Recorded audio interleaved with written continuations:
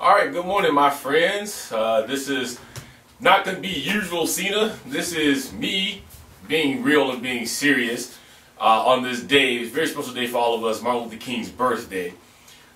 Inspired by this video here, I'm going to talk to you, as I've been getting asked, probably because of the color of my skin, the feelings that I have about what's going to take place tomorrow.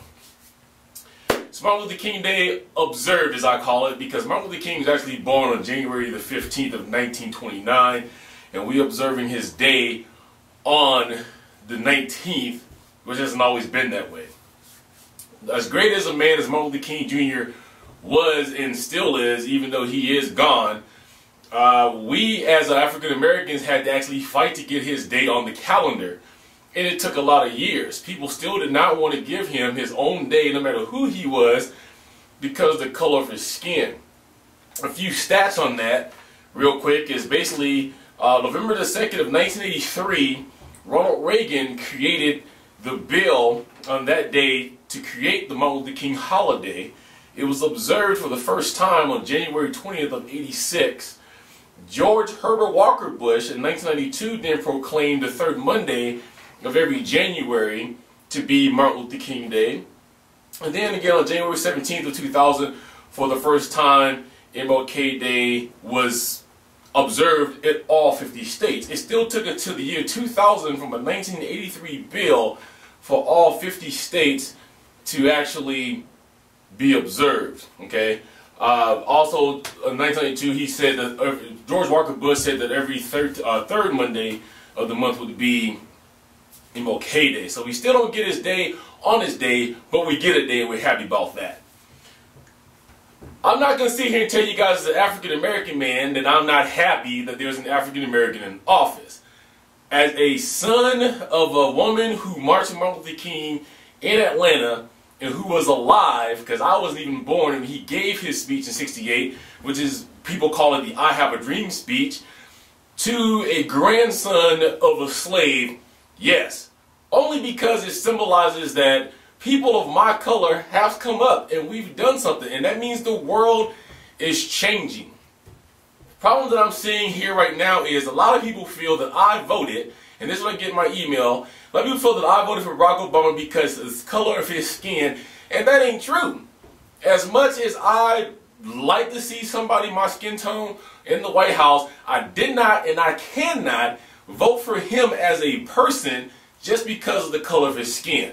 I want you guys to believe that I watched every single step of his campaign, everything.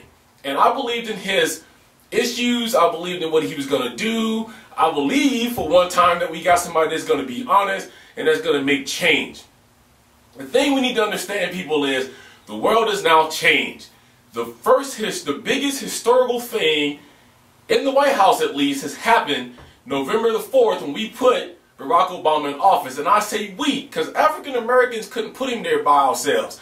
Everybody, the nation, came out and made a statement. He literally killed, okay, his opposition. So the thing is, we put him in office. But we still have a long way to go.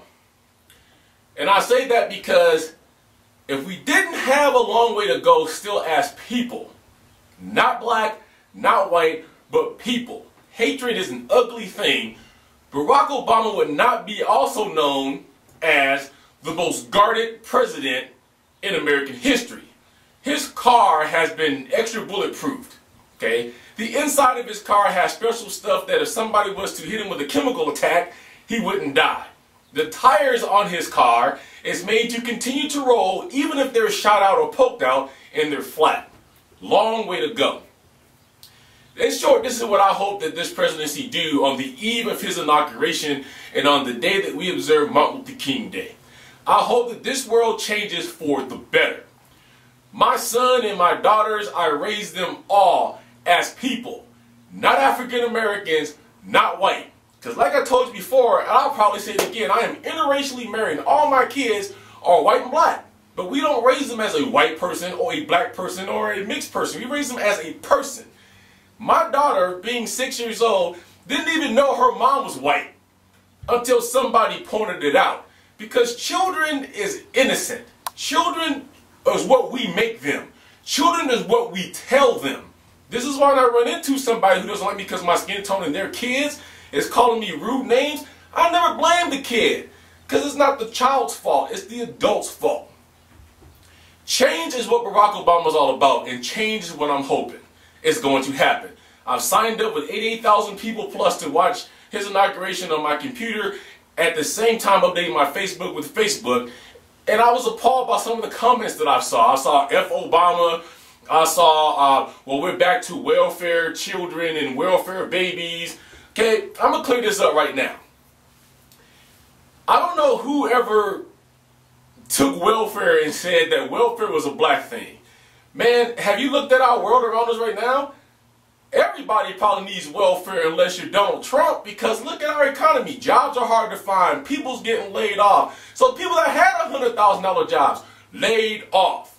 Okay? I believe it was Midway, one of the biggest video game companies, gave us Mortal Kombat, laid people off. Okay? But in the statistic that I read, there is more white people that is on public assistance than there are any other minority combined. Okay? It is not a white thing. It is not a black thing. It is a people thing. And some people abuse it. I'll give it to you. Some people really don't need it. Some people lay up and they have children until they can collect it. I will give you that. But look at our world right now. People need it just to survive. People's houses getting foreclosed on. I live in what I believe, what is the second or third highest state as far as, you know, expenses go in the world. Man, there's 8 houses on my block right now. One next door to me that's going to auction, foreclosed on. Sometimes we wonder, maybe we'd be next. We don't know what the world's going to bring. This is what the I Have a Dream speech really was all about. If you guys don't know that. It wasn't really about he had a dream to the end, but it was about the economy. It was about, you know, the people who have and the people who don't have. It was about the people who were trying to get us to another level. Martin Luther King was all about integration, if nobody knows that. Martin Luther King and John F. Kennedy has always been linked together, and has always been said since the time that both men died, that it was because of their one belief that we could be one world and be integrated, that both of them suffered the hands of assassination.